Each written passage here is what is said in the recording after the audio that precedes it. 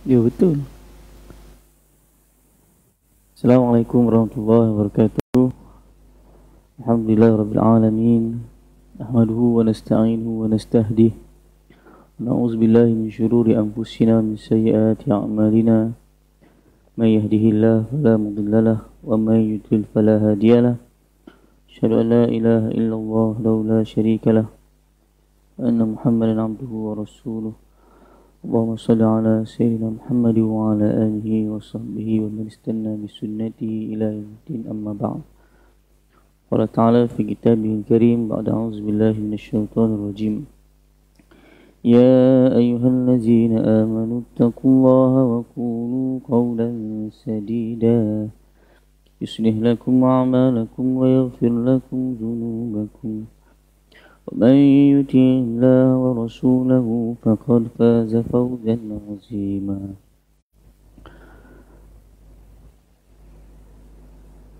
Dihormati tuan-tuan sedang pendengar yang dirahmati Allah, alhamdulillah syukur kita dapat bertemu pada pagi ini dan kita bersambung bab 27 dalam fiqh muamalat dan temeh, iaitu pelaburan dan amanah saham.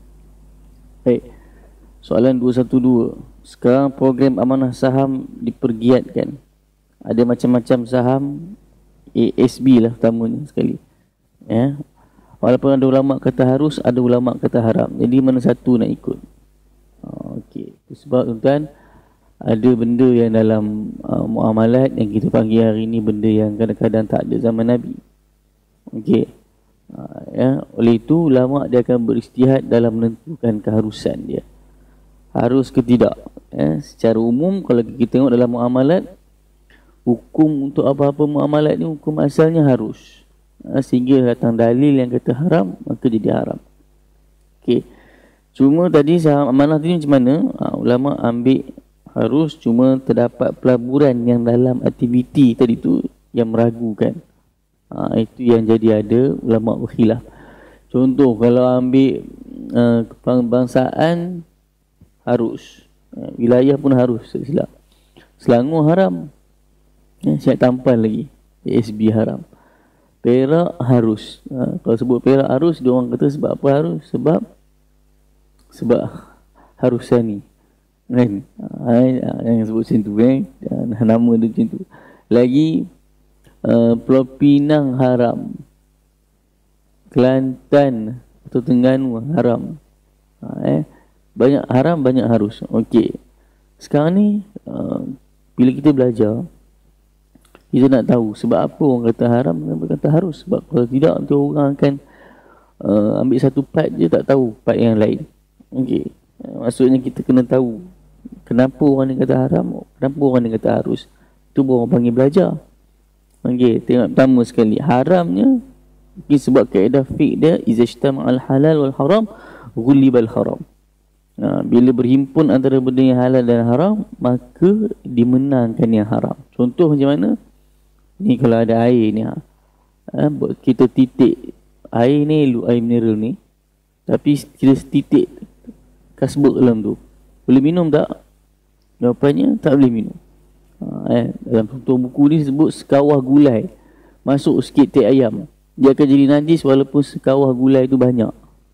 Oleh itu pelaburan saham kat kaunter haram akan jadi saham haram walaupun banyak lagi kaunter halal yang dilaburkan oleh ASB. Okey, info ni siapa yang tahu? Kalau nak tahu, Suruhanjaya Security, dia orang tahulah.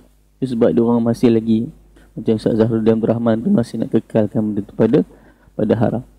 Satu lagi masalah ialah masalah akad pelaburan ASB ni dalam bentuk apa? Okey tuan-tuan, buku ni tulis tahun 2007. Jadi kita baca je apa yang di tahun 2007 cerita ni. Sebab nanti kalau kita kata, Ustaz takkan tak tahu lagi latest macam mana, tak apa, kita baca dulu. Tengok, kalau masalah akad pelaburan ASB ni apa? Kalau mudharabah atau perkongsian keuntungan, memang tak ada masalah. Mudharabah. Okey. Dia sekarang dua isu. Tadi satu pasal kaunter haram tadi, kaunter yang syubhah sebagainya. Sekarang ni macam mana akad dia? Walaupun nampaknya ia bukan berdasarkan mudharabah kerana modal pelaburan ASB dijamin oleh PNB, Permodalan Nasional Berhad. Itu sebab Kalau macam tu dah dijamin, maka dia bukan lagi mudharabah. Okay, dan kalau tak salah memang Fatwa Selangor ambil ASB ni haram. Ni dalam buku disebut. Satu lagi masalah ialah tak ada badan yang menilai dari sudut syarak. Ini pun dalam buku disebut macam ni. Dan saya rasa untuk sekarang ni tak pasti, kena carilah info dia. Rasanya ada ni ASB yang ada pegawai Islam syarak yang cek. Okey, penasihat syarak dia penting. Cuma menurut Profesor Dr. Mahmud Zuhdi, ni teringat saya. Dr. Mahmud Zuhdi ni saya ada satu grup WhatsApp dalam dia, Majlis Dakwah Negara. Ada duduk dalam tu lah. Kecil-kecil orangnya. Dia ni orang selalu kata Dr. Mahmud Zuhdi ni pakar fiqh Malaysia. Itu soalan satu orang tanya kat dia, apakah hukum semayang tak pakai telekung? Kita jawab biasalah, kalau dah pakai dah tutup aurat okey lah. Tapi dia kata kalau ada telekung, pakai telekung. Pasal orang Malaysia dah biasa pakai telekung, dia suruh pakai telekung. Okey, tu info je lah. Dia sebut apa ni pasal ASB ni? Mahmud Zuhdi antara yang kata harus ASB ni, ya, sebab dia salah satu jenis saham amanah yang bertujuan nak bantu kaum bumi putera untuk meningkatkan equity mereka dalam kekayaan negara. Maknanya nak bagi orang Islam ni kaya. Macam mana cara dia? Caranya kumpulkan dana-dana daripada kaum bumi putera, labur dalam syarikat-syarikat yang menguntungkan. Setakat ni matlamat untuk capai 30% kekayaan negara kalangan bumi putera belum lagi capai. Yalah, kalau kita tahu info ni, orang kaya ni berapa orang je, ya? Orang yang super kaya 2% saja daripada seluruh rakyat Malaysia. 2% dia pegang 1/3 daripada kekayaan negara. Tu kadang-kadang kita sedih. Kalau kita faham patutnya, kaila yakuna dulatan bainal aghniya'i minkum. Dan surah Hasyr tu boleh buka tuan. Islam ni dah pesan lama kat kita dah. Supaya jangan kekayaan tu berlega kalangan orang kaya antara kita saja. Kena pastikan duit tu sampai dekat orang susah. Inilah ekonomi Islam sebenarnya kalau nak ikutkan. Jangan sampai tahap orang susah pun boleh berbelanja. Itu je konsep dia. Itu yang kita ada zakat dan sebagainya. Tanggungjawab sosial orang kaya bagi ke orang susah. Supaya apa? Satu je. Supaya kalau kita tengok orang pertengahan, mungkin okey lah. Tapi orang yang susah pun sama juga. Dia pun boleh membeli. Dia pun boleh membeli. Kalau orang susah pun boleh membeli, insya-Allah ekonomi negara akan bagus. Okey, sekarang macam tadi, walaupun saham amanah termasuk ASB sepamanya telah mainkan peranan penting untuk capai matlamat ni. Yalah, kalau tanya pun, saya tanya balik mak saudara apa semua, dia orang pun akan simpan duit kat mana? Tak ada duit, tak ada simpan macam tu je dekat akaun. Sebab tahu dah kalau simpan duit dalam akaun senang bawa keluar balik. Nak pergi belanja sebagainya. Jadi duit tu letak dekat mana? Letak kat ASB. Sebab apa? Sebab dia orang Perak. Orang Perak kata harus. Macam orang apa kita ni, orang KL ni nak letak kat mana? Ada ni belakang, jangan sebut sekali lagi. Okey. Secara asal ASB adalah berdasarkan perkongsian keuntungan. Ia berbeza dengan sistem konvensional yang berikan peratus tetap keuntungan. ASB ni dikata perkongsian keuntungan. Okey. Kalau konvensional tadi kita tak bagi tadi, dah bagi tetap keuntungan, kenapa? Problem lah. Kalau dah bagi peratus tetap keuntungan, dia yang kita bincang dalam bab mudharabah hari tu. Kalau orang yang bagi peratus tetap keuntungan, apa jadi dekat orang yang running business tu, rugi ke tak rugi, dia tetap kena bagi. Tu jadi satu yang zalim ke situ. Okey. Itu sebab peratus tetap keuntungan boleh melibatkan soal riba, di mana riba adalah jelas haram. Oleh itu, kadar keuntungan yang kita sebut untuk ASB ni kepada pelabur dibagi dalam bentuk dividen dan bonus dia berbeza setiap tahun. Kita dengar setiap tahun, okey, ini berapa persen, berapa persen. Okey. Walaupun beliau setuju, Prof. Mahmud Zuhdi ni, dia setuju dengan kaedah yang tadi, kata kalau setitis arak tadi masuk dalam air mineral tadi boleh jadi haram semuanya. Tapi beliau tak setuju untuk terus hukum ASB ni sebagai haram. Kenapa? Menurut beliau, hubungan ASB dengan pelabur sifat dia hubungan dua pihak yang bermuamalah dalam satu kontrak yang halal, iaitu pelaburan berasaskan perkongsian keuntungan. Maksudnya ASB ni, kalau kita letak duit kat ni ASB, maka dia macam satu pelaburan, pelaburan yang macam mudharabah. Okey, dalam hubungan ni ASB adalah satu badan halal yang berniaga berdasarkan kaedah yang halal. Dia bagi dia macam tu. ASB bukan sebuah badan yang tak halal, kilang arak ke kedai judi, tak. Yes. Ataupun nak bagi contoh lagi senang, pegawai kerajaan yang kerja dengan kerajaan berdasarkan kontrak kerja yang halal. Jadi cikgu, jadi orang kerja Putrajaya ni, orang tengah cuti sekarang ni kan, tak apa, cuti pun cuti lah. Kuliah cari, ilmu cari juga. Okey tuan-tuan, ni share ni, kelas-kelas kalau ada kuliah-kuliah online apa semua, orang buat di rumah dan sebagainya, kita share dengan orang. Okey, tengok ni, kerajaan dia akan bayar upah, gaji setimpal dengan kerja dan kelulusan. Maksudnya maksudnya kerajaan bayar gaji, lepas tu dengan orang yang masuk buat tender kerajaan, semua kena dapat kerajaan. Sekarang ni isu di sini, antara hasil pendapatan kerajaan ialah cukai. Okey, cukai mana? Cukai datang daripada kasbah, daripada genting. Okey, senang fahamnya judi, arak dan sebagainya. Kita tahu, memang kita tahu. Ada juga sumber pendapatan kerajaan yang halal.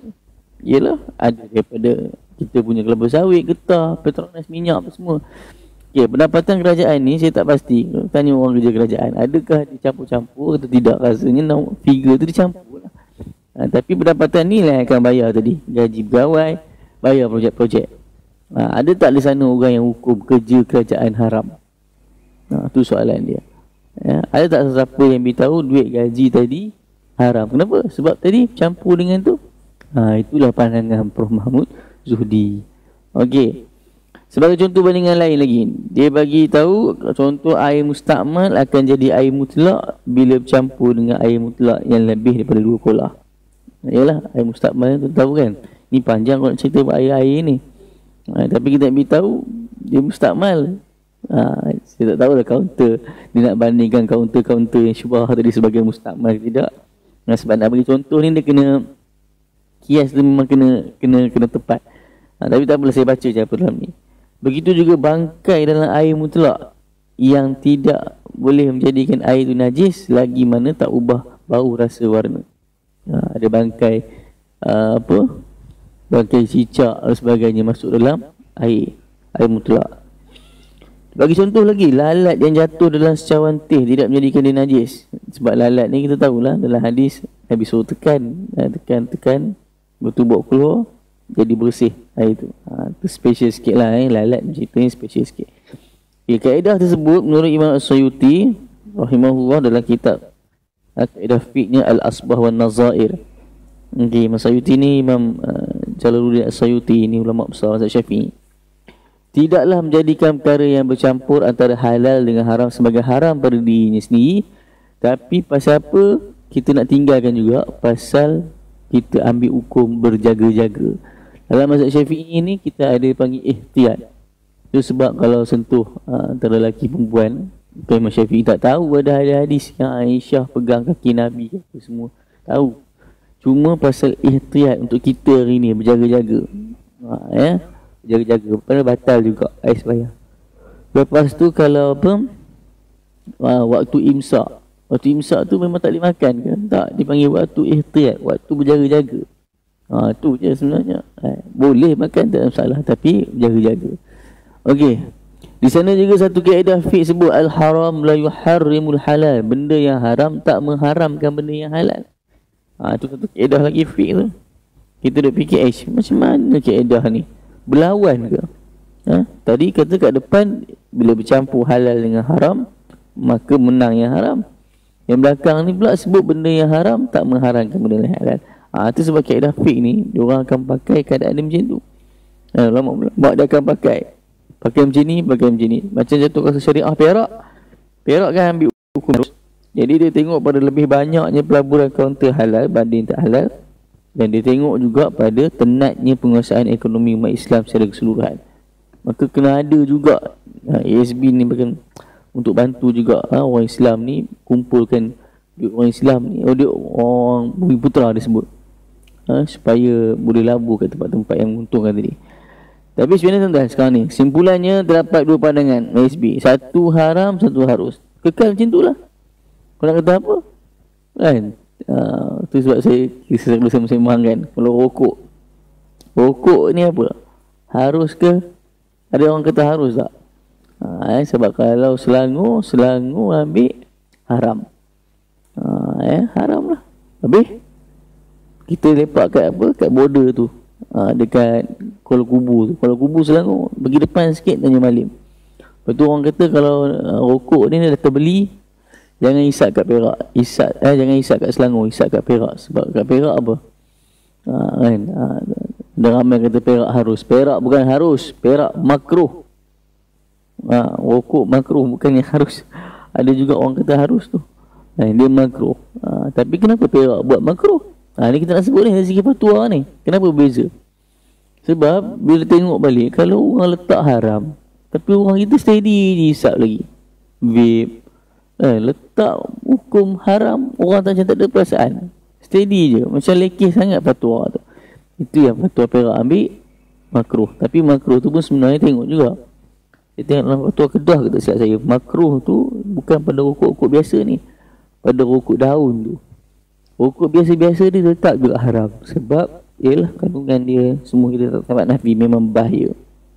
Okey. Kat kotak rokok pun orang tengok ni satu-satunya barang orang berniaga paling pelik sekali. Orang tunjukkan buruk pada iklankan keburukan pada kotak sendiri. Kan rokok lah satu-satunya kat dunia ni. Kita pernah tengok ada orang berniaga barang yang dia promotekan benda tak elok pada barang dia sendiri. Rokok lah. Okey. Gambar apa? Gambar kanser, gambar bayi tak cukup sifat, semua ada kat kotak rokok. Maknanya makruh tadi dekat Perak sebab dia tengok orang ni macam lekeh sangat. Kalau letak haram, orang pun tak tahu. Tapi jangan kata fatwa Selangor tak fikir benda-benda macam tu. Maksudnya bukan nak kata fatwa tu lekeh, tapi nak beritahu kalau letak makruh, orang Malaysia ni faham lah. Dia punya apa dia panggil, pandangan dia, persepsi daripada benda makruh ni apa jadi? Alah ustaz, makruh je. Makruh je tu yang problem tu. Macam benda sunat. Kenapa tak buat? Alah ustaz, sunat je. Selagi mana ada sunat je, makruh je ni tak repair, memang kalau macam tu kena letak juga. Biar letak rokok ni haram. Tak apa, sebut je haram. Senang. Supaya satu masa nanti dia jadi satu motivasi kat orang tu bagi rasa sampai tahap nak tinggal. Kena ada satu tarikh sebab tahu dah haram. Sampai satu masa nanti nak stop. Anak pertama nak stop, tak jadi nak stop. Masuk anak kedua tak jadi juga. Tak apalah, kena usaha lagi. Sampai satu masa nanti ada satu kawan tu dia cerita apa, akhirnya kawan dia tu stop juga asap rokok. Macam mana cara dia stop? Dia mati. Tu cara nak stop rupanya. Kena mati dulu. Okey. Apa tadi kita sebut? Kalau tak yakin juga ASB ni, lebih baik kita cari mana yang yakin. Cuba tengok mana-mana amanah saham yang memang dia dah war-warkan. Tabung haji tu dia letak. Macam lah tuan-tuan, yang ada panel syariah yang akan kawal. Kita berharap juga pihak kuasa menguruskan ASB dapat tingkatkan lagi kebersihan pelaburan ASB dengan berusaha untuk kurangkan lagi sedikit demi sedikit di pelaburan yang tak halal. Itu sebab kalau tuan-tuan tengok dalam video, Ustaz Zahrudin Abdul Rahman ni dia duduk dalam Suruhanjaya Security. Dia tahu berapa persen apa semua. Dia minta juga tunjukkan, supaya tunjukkan berapa persen yang telah berjaya dikurangkan. Kena usaha lah. Memang kadang-kadang kita kata susah nak clearkan semua, tapi kena ada dia punya persen yang telah ditunjukkan. Sewajarnya berapa peratus kah yang dibenarkan pelaburan dalam kaunter tidak halal supaya ia tidak menggugat kehalalan ASB. Benda itulah kena ditunjukkan. Okey, soalan 213. Kalau hukum laburnya harus, saya nak menyimpan banyak-banyak tapi duit tak ada, macam mana kalau meminjam dengan bank untuk melabur? Okey, sekarang ni memang ada berapa buah bank tawarkan pinjaman. 10,000, 20,000. Okey, cuma ditakuti jika pinjaman dibuat walaupun untuk tujuan pelaburan, takkah ia akan melibatkan riba? Okey. Tengok, jelas melabur dengan ASB ni ada dua pendapat. Ada makruh, ada makruh pula, ada harus, ada halal, ada haram. Okey. Dan tak ada ulama. Tapi untuk berhutang, untuk pelaburan ASB confirm akan melibatkan riba. Dan tak ada ulama yang haruskan. Dan kalau ikutkan di Fatwa Malaysia pun sama juga. Perbankan Islam tak akan benarkan pinjaman untuk ASB. Jadi lebih bijak melabur apa yang ada daripada meminjam untuk melabur. Di sudut lain, menurut orang yang rajin buat kajian, pinjaman untuk melabur ASB ni membebankan. Memanglah ramai lah kita akan tengok nanti orang akan kata tahun pertama je kita kena suffer, nanti tahun depannya akan senang balik, dah mula rasa dah dia punya untung. Tapi dia kata setiap bulan terpaksa pening kepala untuk lunaskan bayaran pinjaman. Kalau lewat kena denda pula. Tu problem yang berlaku. Ya. Okey. 214. Saya ada terima rasuah. Taklah banyak. Dalam 7-8 ribu. Boleh tak? Duit su saya tak makan tapi saya labur kan. Yalah, nama perasuah sikit ke banyak tetaplah haram. Walaupun duit tu tak dimakan tapi dilabur kan. Tetap juga haram. Ni kita sembang macam ni tahu pula tu. Ya. Benda haram dah tentu hasilnya haram. Macam kita pergi rompak bank, cakap duit tak beli nasi, tak beli, pergi beli top up. Sama je. Ya. Soalan 215. Ni penting. Saya ada melabur dalam ASB dan ada terima bonus dengan dividen dia. Soalannya, bonus dengan dividen dia wajib zakat ke tidak? Okey, pasal fatwa Selangor tadi dah kata ASB haram. Okey, jadi pelaburan ASB tadi dah bercanggah dengan syarak, maka tak diwajibkan zakat. Lepas dengar benda tu ramai orang senyum. Senyum lah kenapa? Alhamdulillah duit dia tak payah zakat, duit pelaburan dia.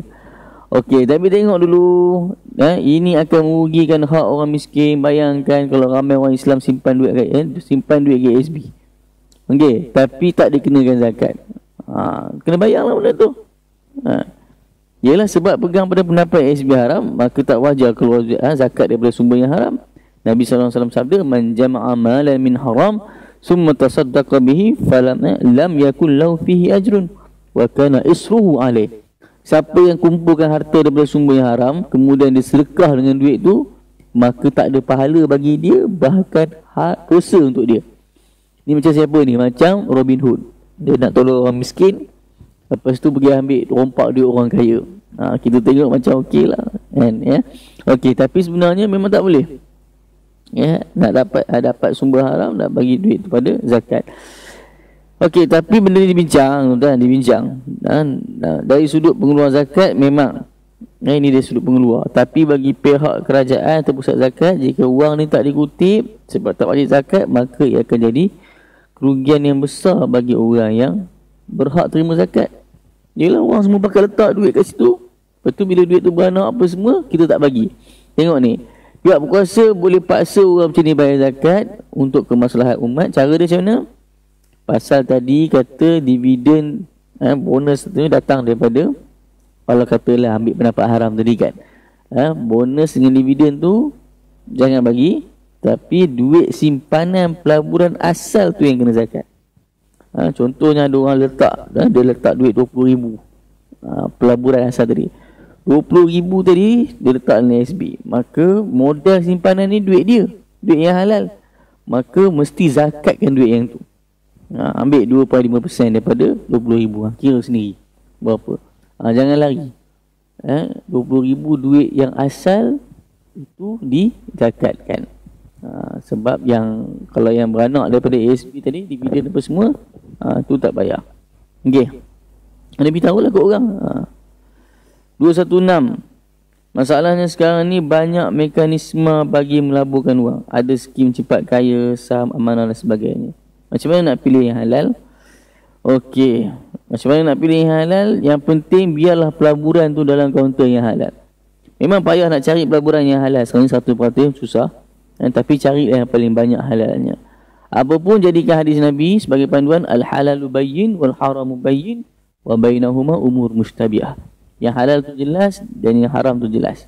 Antara keduanya ada benda sama. Jadi macam ni, hadis Nabi ni jelas sebut dah, benda halal ni benda yang jelas. Kita boleh tahulah mana tempat-tempat yang kita dengar kita confident ada pegawai syariahnya.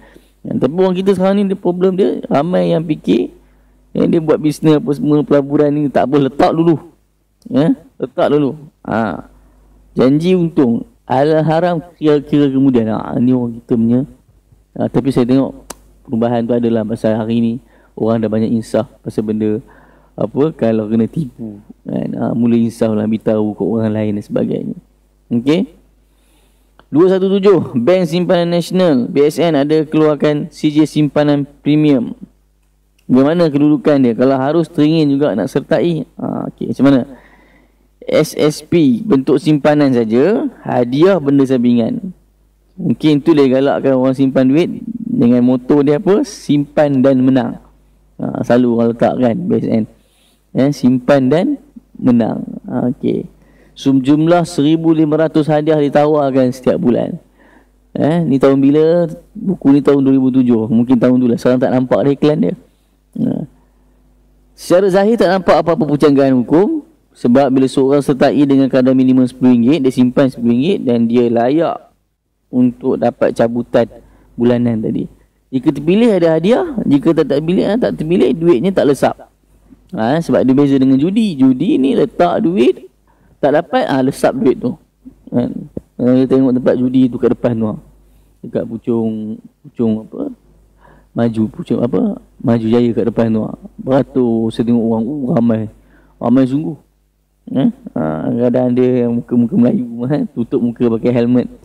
Beli juga. Kan? Pergi beli nombor. Letaklah berapa? RM5, RM10. Kan?